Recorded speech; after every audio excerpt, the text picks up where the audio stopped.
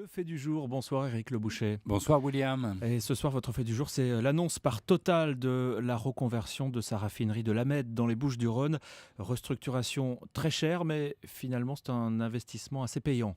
Oui, en effet, le raffinage européen donne une leçon industrielle. Il n'y a pas de secteur condamné, il n'y a que des technologies condamnées. L'Europe a moins besoin de raffineries, elle consomme moins d'essence grâce à des moteurs de voitures plus économes. Et elle en exporte moins aussi parce que le pétrole est de plus en plus raffiné dans les pays du Golfe. Conséquence, il y a un excès de capacité en Europe d'environ 20% et les raffineries ferment les unes après les autres. On en compte 79, 15 ont déjà fermé depuis 2008, dont 5 en France. On se souvient des conflits de Dunkerque ou de Petroplus. Total en possède encore 5. Il y a quelques années, toutes perdaient de l'argent. Le secteur semblait condamné comme la peau de chagrin.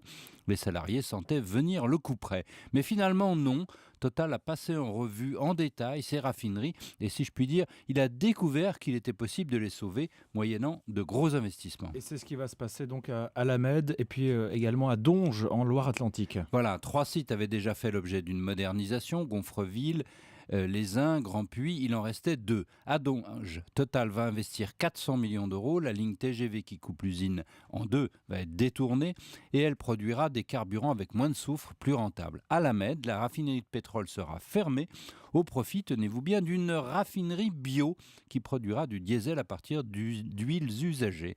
La demande de ces produits augmente conformément aux directives européennes de bioénergie. Alors il y a quand même une réduction assez importante de l'emploi. On va passer de 430 personnes à 250. À La Mède, c'est ça. Mais sans licenciement, par des départs en retraite, Total a suffisamment d'argent pour bien traiter ses employés. Le groupe français l'a un peu démontré à Dunkerque sur le site qu'il avait fermé en 2006.